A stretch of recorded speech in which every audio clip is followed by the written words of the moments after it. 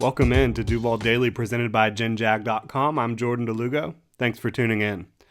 Right now, we're taking a look at some of my bold predictions for the Jaguars on the offensive side of the ball in 2022. What's Trevor Lawrence? How's Doug Peterson going to help this offense take flight in 2022? How's it all going to work out? I'm going to break it down right now. My bold predictions, of course, these being bold predictions, not all of them will come true. But these are a set of things, eventualities that I think have a very realistic possibility of happening for the Jacksonville Jaguars offense in 2022.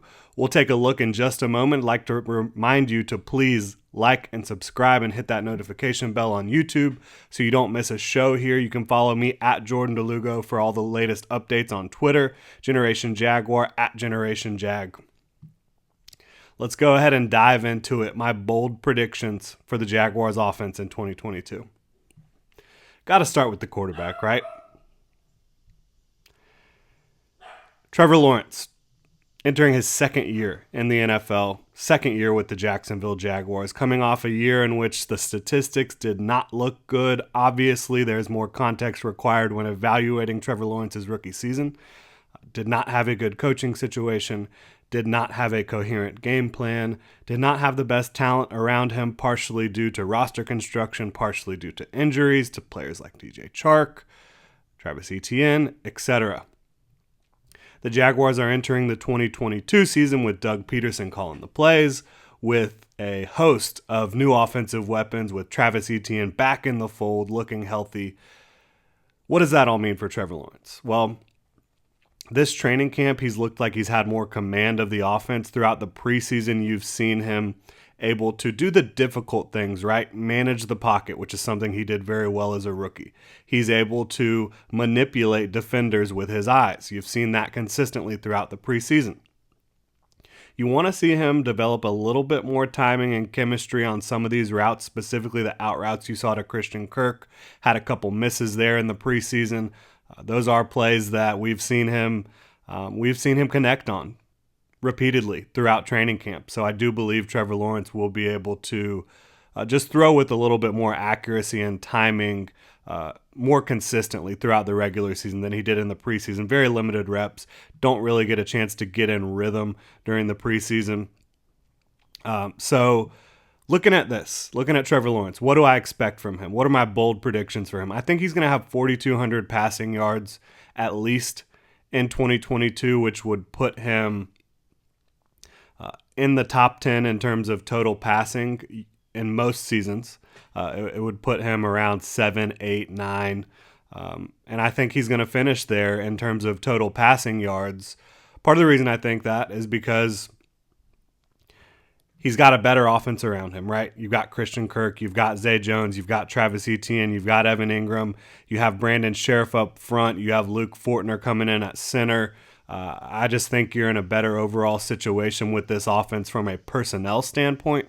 Then you look at adding Doug Peterson, who is a pass-first coach. He loves to throw the football as a former quarterback, and I think he's been getting the most out of Trevor and really progressing him in this offense at a consistent pace throughout training camp in the preseason and moving into the regular season. So 4,200 passing yards, that's about 250 passing yards per game. Again, that would put Trevor right there at the edge of the top 10 in most seasons in total passing, and I think that's where he'll finish. I also think Trevor Lawrence will double up, and this might be even more bold. I think he's going to double up his touchdown to interception ratio. Last year, he was in the negative, right? Threw more interceptions than touchdowns by a handful. Again, unfair to judge him based solely on the statistics last season, but that is a tremendous jump that I'm expecting from Trevor Lawrence, doubling up your touchdown passes to interception. That TD to INT ratio, I believe Trevor Lawrence will do it. Probably in the 25 to 27, maybe 28 touchdown range, which puts him in the 11, 12, 13, 14 interception range. Trevor Lawrence, I think, is going to take care of the football much better than he did last year, but this is still a young player. This is still a player who wants to push the ball down the field and create big plays, and so there's going to be occasional turnovers. So yeah, I believe Trevor Lawrence, 4,200 passing yards, doubling up his touchdown to interception ratio. That is just a massive jump. And again, that's based on his own personal growth. That's based on what I've seen in the preseason from him, based on getting Doug Peterson calling the plays and leading this team, and of course, adding talent like Christian Kirk, Zay Jones, Evan Engram. I think Christian Kirk, speaking of, is going to eclipse 1,100 receiving yards for the Jaguars this year. I think he's going to be heavily targeted by Trevor Lawrence. I think he's going to receive by far the most targets on the team. He might not be lined up as the X receiver consistently. You'll see him move around the formation, but the Jaguars are going to try to utilize his skill set. He's really good at getting open. He has really reliable hands, and he can be a playmaker down the field. He can settle into shallow zones. There's a lot of things he can do for an offense, and I think Doug Peterson is going to get the most out of that. Christian Kirk has not eclipsed 1,000 receiving yards in his career. He was really close to doing it in 2021. I believe he will break the 1,100 receiving yard mark in 2022 in Doug Peterson's offense with Trevor Lawrence throwing him the football. They've shown some chemistry. Again, they've got to get those out routes corrected, and I'm sure they have been in the lab making sure their timing is on point with that since that Steelers game. But I think Christian Kirk and Trevor Lawrence are going to be just fine together. I think 1,100 receiving yards is more than reasonable for Christian Kirk. This next one is really interesting for me. It's something I've been thinking about all offseason, right? All OTAs, training camp, preseason. Evan Engram. Jaguars signed him this offseason, $9 million one-year deal. I think he's going to catch the most touchdown passes for the Jaguars in 2022, and I think he's going to lead the team in drops. He is going to be an X factor on a weekly basis. Again, I believe he will catch the most touchdown passes for the Jaguars and have the most drops. When he is on, the Jaguars' offense is going to be really difficult to stop. I've said that quite a bit because he is a mismatch nightmare. When he's right, when he's catching the football, doing everything the right way, Evan Engram is faster and bigger and has a better catch radius and just ball skills than pretty much any defender you can put on him. And I think when you talk about the red zone, Doug Peterson has showed it throughout the preseason and training camp. He can find creative ways to get Evan Engram the football, and then Evan Engram can also go up and just make spectacular plays with the ball in the air in the end zone. He's done it. Time with New York, his brief time here in Jacksonville, he's shown that he can do that. Now, he's also shown a proclivity to drop the football. Again, dating back to his time with New York and in training camp so far, there has been inconsistencies dropping the ball. So I think he's going to lead the Jaguars in touchdown passes and drops.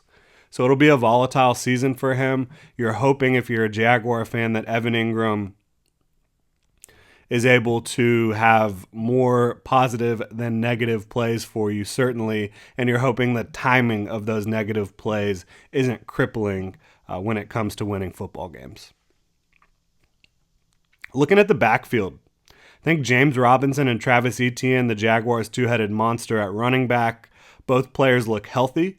Both players look not only healthy, but back to their form, their prior form, in my opinion. I think they're both going to average over 4.7 yards per carry. What does that mean? That means that they're going to be incredibly efficient in 2022. I think James Robinson is going to be that consistent player that's going to get you 3, 4, 5, 6, 7, 8 yards per carry, and not really have those negative plays.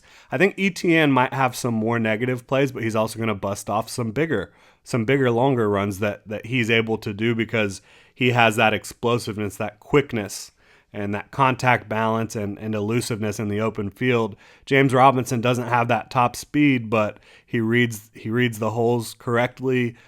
He explodes. He has patience, has great contact balance and power, And so I think James Robinson's going to be a little bit of that thunder for you. Travis Etienne's going to be a little bit of that lightning, excuse me. And both are going to average over 4.7 yards per carry behind an offensive line that through the preseason has not been overly impressive, but they haven't gotten a lot of work together in the preseason. I think when you look at having Brandon Sheriff and Luke Fortner at center, I think those are two players that you're going to really be able to run behind at this level, and base your rushing offense behind making sure those two guys are a focal point of it. And I think Walker Little or Jawan Taylor, whichever one it is, they're both going to thrive at the point of attack at the very least at right tackle. So I think running behind that right side, I think could be really good for the Jaguars. And I think, again, Robinson and Etienne will both average over 4.7 yards per carry. Getting into some just big picture offensive stuff, I think the Jaguars are going to average around 23 points per game, which is going to be enough to remain competitive on a weekly basis. But they are going to finish outside of the top 16 in scoring, so just outside of the top half of the league. And the reason I believe that they will be in this range is because I believe in Trevor Lawrence. I believe in a lot of the weapons on this team. I think the offensive line is good enough. I think Doug Peterson and Press Taylor have a good plan in place for how to use the assets they have on this offense. I do still worry about the red zone. I think they're going to move the ball very well from 20 to 20. They're going to move the ball down the field. How are they going to finish in the red zone? Hopefully you get James Robinson and Travis Etienne and that power running game going when you're close inside there. Hopefully you're able to draw up some plays where you're just able to get some receivers that are running open. But when it just comes time for the Jaguars to throw a fade or just have a receiver go up for the football, who's going to be consistent to do that in the red zone? Who's going to make the big plays? Marvin Jones can do it. Evan Engram can do it. Can Christian Kirk? Can Zay Jones? I'm not sure. I'm not sure how consistently they can do that in those tight, confined spaces. Again, I think from 20 to 20, this is going to be one of the most efficient offenses in the game. I'm just worried about scoring touchdowns when you are close to the end zone.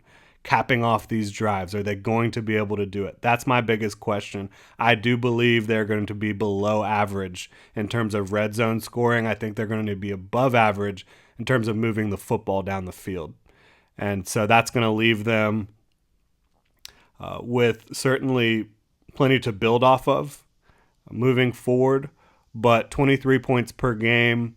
And again, failing to excel in the red zone, finishing just outside the top 16 in scoring. I think that the Jaguars are going to be pleased with progress, but also not satisfied because I just don't think they're going to score quite enough points to be in playoff contention or to make the playoffs. I think they could, certainly. If they get this red zone offense figured out, they certainly could be a playoff contender. My bold prediction is that they will fail to excel in the red zone, at least for portions of the season and chunks of the season. That's going to do it. I've got Trevor Lawrence throwing for 4,200 passing yards and doubling up his touchdown to interception ratio. I've got Christian Kirk eclipsing 1,100 receiving yards. First time he breaks 1,000 in his career. Evan Engram catching the most touchdown passes and having the most drops for the Jaguars in 2022. James Robinson and Travis Etienne both averaging 4.7 yards per carry. But again, 23 points per game, not quite good enough, just outside the top 16 in scoring, failing to excel in that red zone area. Thank you so much for tuning in, Duval. If you're interested, please check out our channel membership that we just launched. Help support what we're doing here and continuing to grow the channel. Some fun perks, some emojis, some badges, discounts at genjag.com. A lot of good stuff over there. You can check it out on our YouTube page. I'm dropping a link in the description below. Hit me up on Twitter at Jordan DeLugo and follow Generation Jaguar at Generation Jag. Make sure to hit that like and subscribe button on YouTube. And if you want to support the channel further, you can also go check out genjag.com and check out our shop. We've got a lot of great Duval merch up on the shop, ginjag.com/shop. There's a link in the description below for that as well. Hope you have a great rest of your day, Duval.